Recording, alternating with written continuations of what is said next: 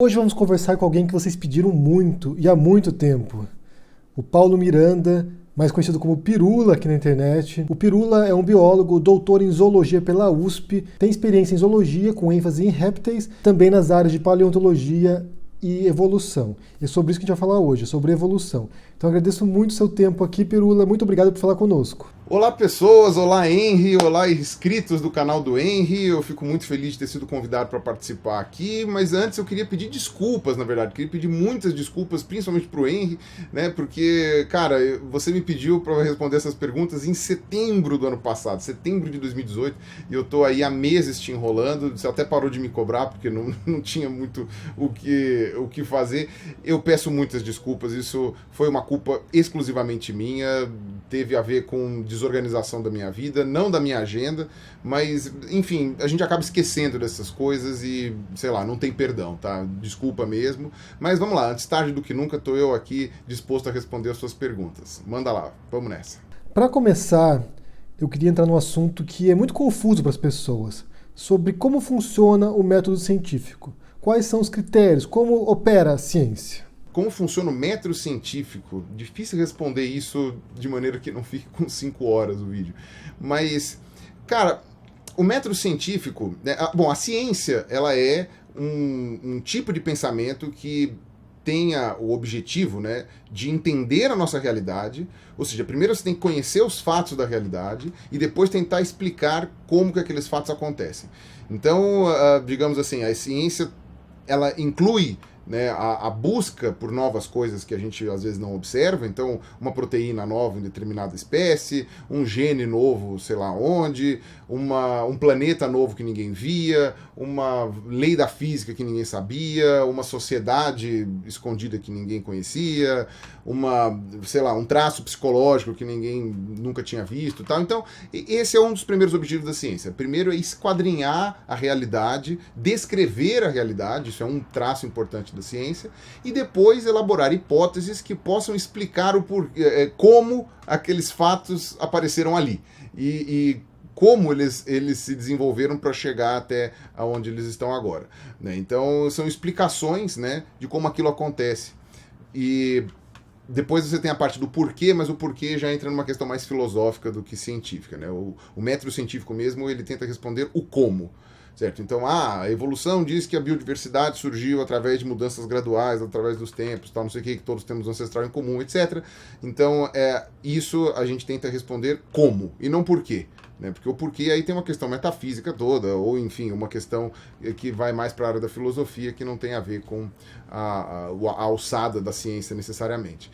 Mas o método científico, ele se baseia no princípio de isolar variáveis. Você precisa isolar as variáveis, então você precisa ver o que está acontecendo ali nos fatos que você está observando, para tentar ali, né, entender o que está causando o quê. Então, enfim, você tem 3 coisas acontecendo concomitantemente ali em determinada situação, sei lá, num tubo de ensaio.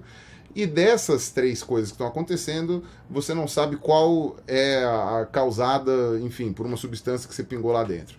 Para isso, você tem que eliminar 2 para você ver, né? Você tem que testar uma por uma, separadamente, para conseguir saber qual é a causa. Então, esse isolamento de variáveis, ele é muito importante, isso é muito difícil de fazer dependendo do objeto de estudo.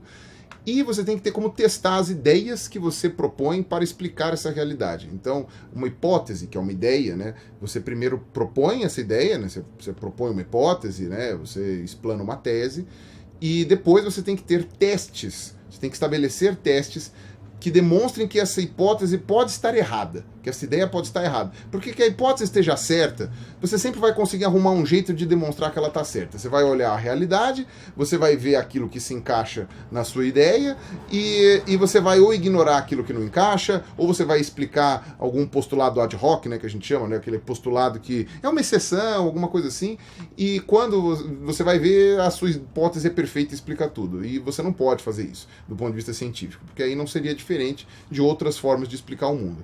A ciência precisa ser uma ideia que possa ser provada falsa, ou seja, que ela possa ser passível de teste, ainda que o teste não tenha como ser realizado agora.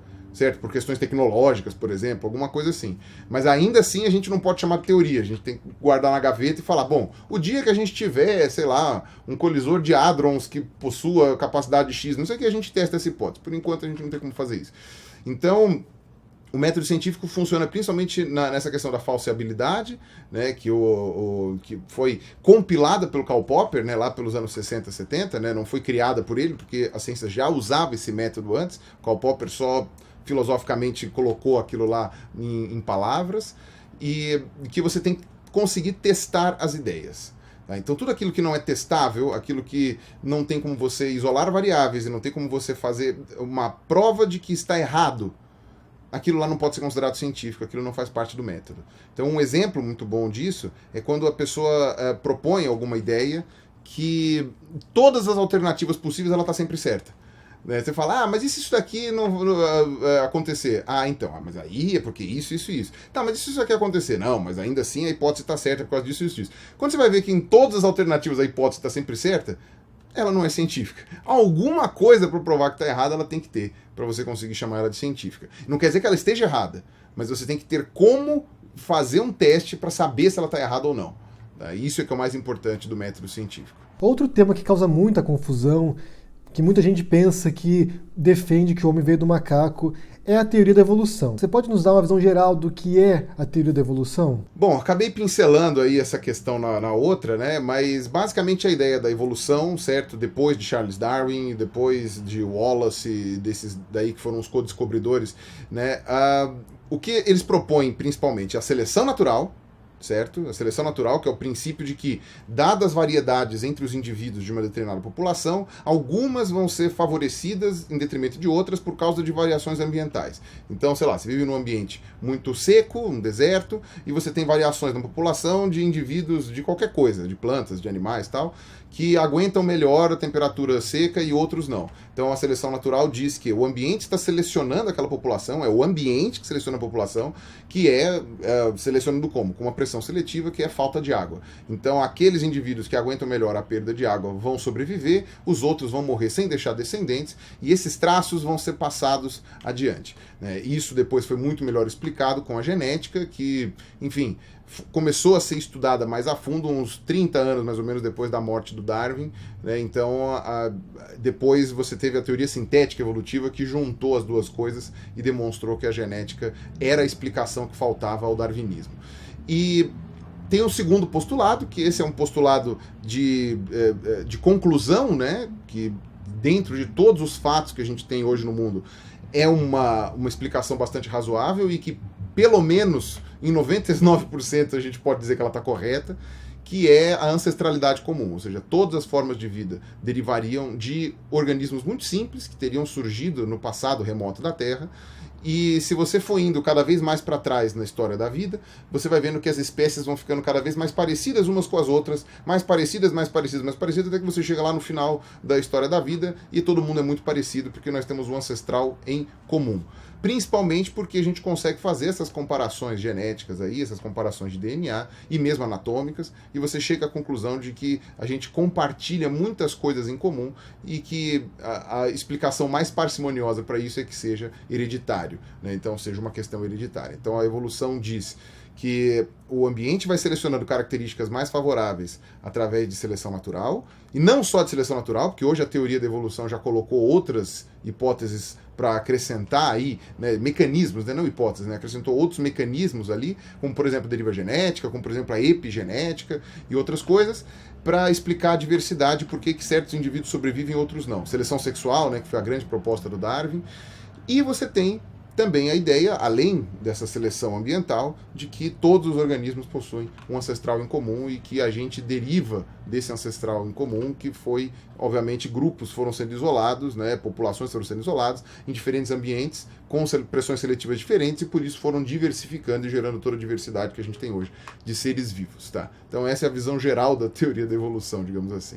E só respondendo sobre essa questão do homem veio do macaco, tá? Eu tenho 2 vídeos sobre isso, que eu acho que são muito bons, né? São vídeos que eu acho que explicam muito bem a questão, que é um que chama assim Somos Todos Macacos, que foi na época da polêmica lá do Daniel Alves, e o segundo, que é o primeiro vídeo da minha série PCR Evo, que diz se a gente veio do macaco, por que ainda existem macacos, né? Que é aquela pergunta que o pessoal sempre faz.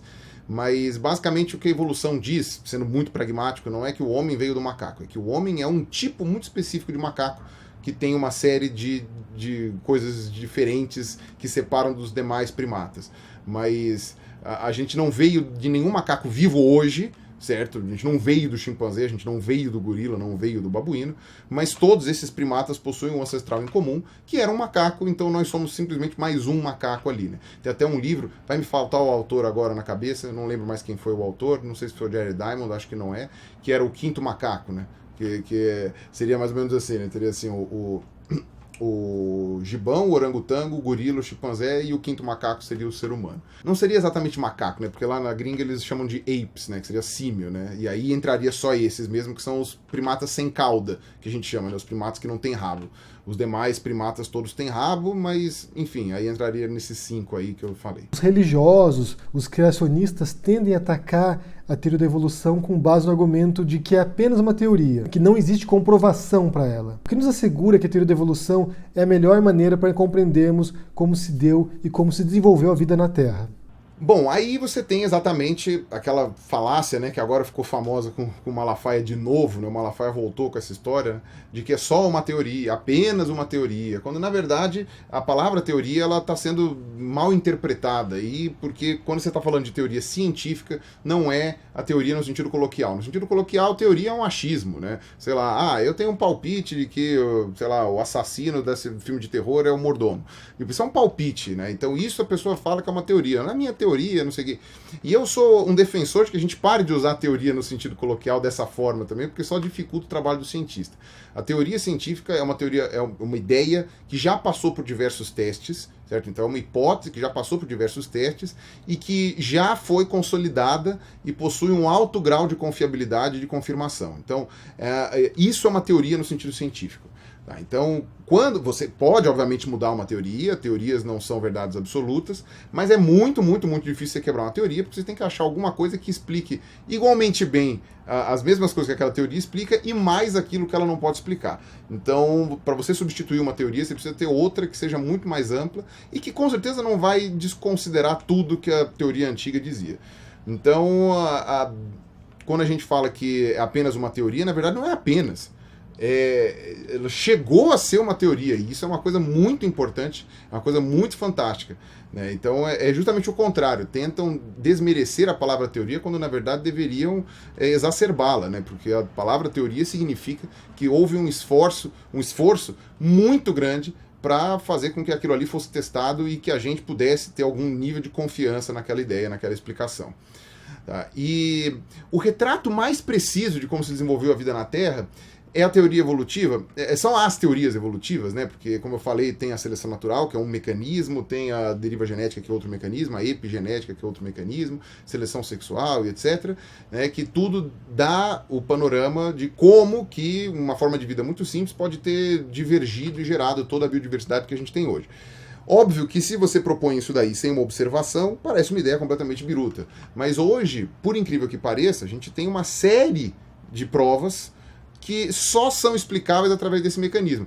Você pode inventar alguma coisa melhor que a teoria evolutiva para explicar isso? Pode, mas vai ser difícil, vai ser muito difícil. Porque, por exemplo, quando Darwin e o Wallace propuseram, não se sabia quase nada sobre fósseis, tinha-se muito poucos fósseis disponíveis para eles estudarem, não tinha genética, não se sabia direito sobre embriologia, eles não sabiam praticamente nada, eles simplesmente tinham a observação do mundo natural e técnicas que hoje são consideradas rudimentares. Quando você descobriu a genética logo na sequência, você viu que a genética funcionava de uma maneira que conseguiria fazer justamente uma explicação ótima do mecanismo evolutivo. Quando você conseguiu descobrir os fósseis, né, que apareceram, você via que os fósseis estavam exatamente com a idade que se propunha que eles deveriam ter, com as características intermediárias que eles deveriam ter, caso a evolução fosse verdadeira, né? E quando você vai ver depois as evidências embriológicas também, ou seja, como que os seres vivos se desenvolvem durante os seus estágios iniciais, né, desde uma única célula, né, que é o zigoto, até, sei lá, se formar uma fase, enfim, ou larval, ou adulta, etc., você vê que as etapas do processo são plenamente explicáveis do processo evolutivo. Se tudo fosse uma criação divina, ou se nada disso fosse fruto da evolução, se fosse, sei lá, uma intervenção alienígena, qualquer outra explicação, a gente não teria por que ter os detalhes que a gente tem hoje presentes nos seres vivos, e muito menos no registro fóssil e etc. Ou seja, tudo que a gente descobriu depois foram testes na qual a teoria evolutiva passou com louvor. Tá? Então, o Darwin falava, se a gente descobrir um registro fóssil totalmente desconexo, a minha teoria foi por água abaixo. E, curiosamente, todo o registro fóssil que a gente descobriu depois disso é completamente coerente com a ideia evolutiva, completamente coerente. Tá? Se um dia a gente descobrir, como tinha falado, não lembro agora quem foi o filósofo que falou isso, ou o cientista que falou isso, mas se a gente descobrir, sei lá, um fóssil de coelho no pré-cambriano, que é o período mais antigo da história genealógica da Terra, da história geológica, né, não genealógica. Desculpa, aqui o gato tá atrapalhando aqui. Vem cá, gatão. Olha o gatão aqui. Gatão. Vai pra lá, gato. Você tá atrapalhando aqui. Estou participando do canal do Henri Bugari. Então, quando você vai ver essa questão dos fósseis, né, se você tivesse um fóssil do período do coelho, sei lá, no pré-cambriano, aí você quebrou pelo menos as árvores filogenéticas que a gente tem hoje e quebra toda a expectativa. Então você teria que ter uma explicação muito, muito boa para dizer que não foi a questão evolutiva que gerou exatamente esse tipo de padrão que a gente tem. Tá? E aí, quando você coloca a genética aí, a sua explicação tem que ser melhor ainda para conseguir desbancar, digamos assim, a ideia evolutiva. Então, essas são coisas que hoje a gente sabe e simplesmente ninguém propôs nenhuma outra explicação que seja tão boa, tá? Que fosse tão boa. Nenhuma. Simplesmente nenhuma. Todas as explicações que foram propostas são ou mágicas ou não explicam nada. Então, enfim, até agora estamos esperando aí uma proposta que seja melhor do que a evolutiva. E, sendo bem honesto, dado a quantidade de conhecimento que a gente tem hoje, é bem possível que essa teoria, que a teoria evolutiva, seja consolidada como fato, como já é considerada por muitos cientistas e por muitas entidades da área, porque, assim, a chance de você conseguir desbancar essa teoria com uma outra teoria mais explicativa tende a zero. Ano passado a gente teve um evento que foi dramático, catastrófico, que foi um incêndio no Museu Nacional do Rio de Janeiro. Para mim foi uma clara demonstração de descaso com a ciência e com a cultura, com a perda de um acervo inestimável. Como você analisa o valor que é dado à ciência e aos pesquisadores dessa área no Brasil? Tem melhorado a situação ou não? Pô, você só fez pergunta fácil pra mim. Putz, todas elas são muito difíceis de explicar, ou pelo menos, enfim, não seja uma coisa tão simples. Bom, o valor da ciência dos pesquisadores no Brasil realmente é muito baixo, né? Isso aí a gente consegue observar, não só do que diz respeito ao povo, né? As pessoas mesmo, do que elas sabem sobre ciência, do que elas acham da ciência, e também do que diz respeito às instituições que deveriam mantê-la. Né? Ciência não dá voto, ciência é uma coisa que demora muito para dar resultado, e muitas pessoas questionam a necessidade de se estudar certas coisas e quais os resultados encontrados e tal. Quando esses resultados vão de encontro àquilo que elas acreditam, elas ficam com raiva, repudiam a ciência e tal. E só que, durante muito tempo, a ciência gozou de um prestígio muito grande na sociedade que fazia com que as pessoas gostassem da ciência, quisessem ler sobre ciência, ainda que elas não soubessem direito o que é ciência. Peraí que... o gato está preso ali. Ainda que elas não soubessem direito o que é ciência e achassem que, sei lá, que busca por ETs, ou então abduções de ETs são ciência, ou que, enfim, homeopatia é uma coisa comprovada cientificamente, esse tipo de coisa. Tá? Mas as pessoas, pelo menos, têm esse interesse. Hoje não. Hoje a gente tem um movimento organizado anticientífico que tenta dizer que a ciência é uma coisa que ela não é, e que tenta provar que certas coisas que a ciência diz, na verdade, ela não sabe o que está dizendo e é uma motivação ideológica ou algo do tipo, algo que você sabe muito bem do que eu estou falando. Então, só vai piorar, né? Só tem piorado, né? O valor e o prestígio, tanto da ciência quanto dos pesquisadores do Brasil, nunca esteve tão baixo. Porque antes eles estavam protegidos, digamos assim, pelas limitações tecnológicas mesmo. As pessoas não tinham como saber o que o cientista fazia e por isso a coisa ficava meio que naquela ideia, sei lá, de quem tinha mais poder político. Hoje não. Hoje as pessoas sabem, elas se questionam e que você tem pessoas que fazem força contra. Isso é uma coisa muito evidente, né? Que tem uma organização e uma ideia de colocar, obviamente, incutir na cabeça das pessoas esse pensamento anticientífico, de que os cientistas não sabem de nada, não fazem nada, pelo menos quando lhes convém, né? E isso vai ganhar força com o tempo e vai, obviamente, destruir a ciência no Brasil e em qualquer outro lugar em que ela possa acontecer. Então, quando você está falando sobre isso de valor da ciência e dos pesquisadores, a segunda parte de culpa é dos pesquisadores. Isso com toda certeza. Os pesquisadores se encafuaram nas suas torres de marfim e começaram a achar que eles eram os donos do mundo e que ninguém tinha capacidade nem poder para questioná-los, como foi desde a era vitoriana. E, de repente, eles começaram a perceber que a coisa está começando a apertar para o lado deles, né? Para o nosso lado. Eu também me considero um pesquisador. Mas quando você coloca essa equação, né, de como agora as pessoas têm acesso à ciência e como isso tem sido colocado de maneira até leviana para as pessoas, né, e isso demonstra que os pesquisadores vão ter agora mais de 100 anos de buraco que eles vão ter que tapar para explicar para as pessoas o que é que eles estão fazendo de fato. Tá? E isso até com pesquisas que as pessoas normalmente, mesmo esses negadores da ciência, colocariam como sendo de bastante relevância, né? Colocariam como sendo muito importante. Não necessariamente essas pesquisas que a galera não enxerga uma necessidade imediata de realização.